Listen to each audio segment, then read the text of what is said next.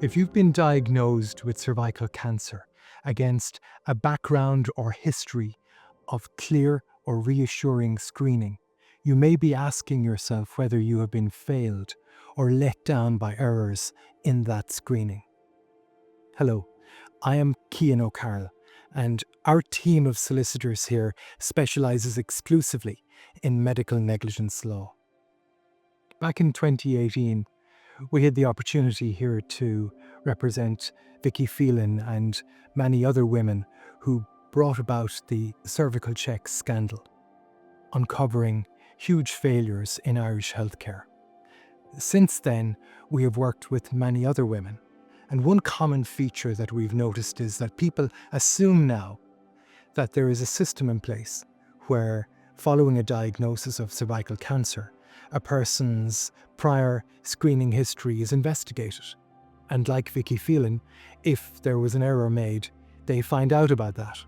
Vicky had to do her own research, but the assumption is that following her case and her struggle, that information is now provided to women.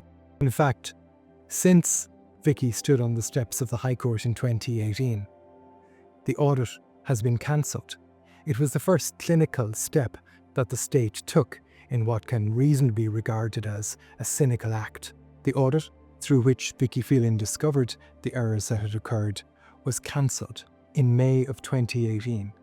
And from that time, no other woman would be informed of a failure in her care or in her screening. Since then, almost 3,000 women in Ireland have been diagnosed with cervical cancer, and almost all of those have been denied any reasonable look back at their prior screening. People also assume that errors are no longer occurring in a negligent way through screening in Cervical Check. That has not been our experience.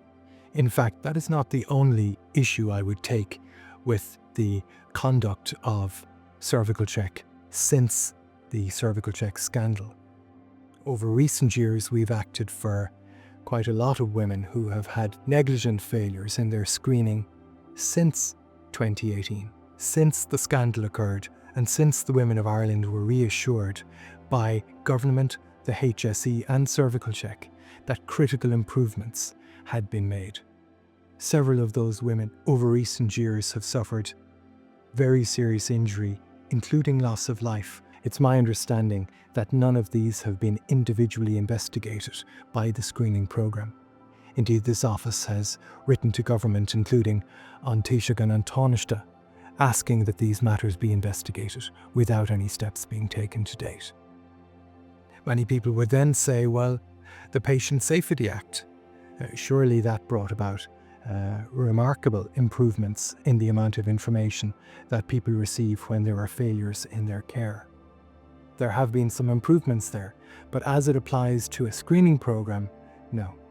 In fact, if an audit were to be resumed within Cervical Check or any of the other screening programmes, the Patient Safety Act specifies that the outcome of such an audit cannot be linked to a patient's identity, and that patient cannot therefore learn of the outcome of the audit. It would purely be a statistical result. Effectively, the outcome of the Patient Safety Act is that there would never be another Vicky Phelan.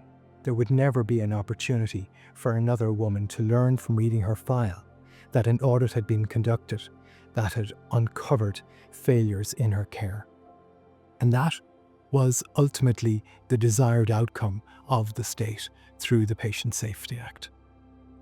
So if you are affected and you have questions about the quality of your prior screening, it is open to you to instruct solicitors who can then take up your medical records, instruct experts to consider your prior screening and give you those answers that you can trust from an independent source.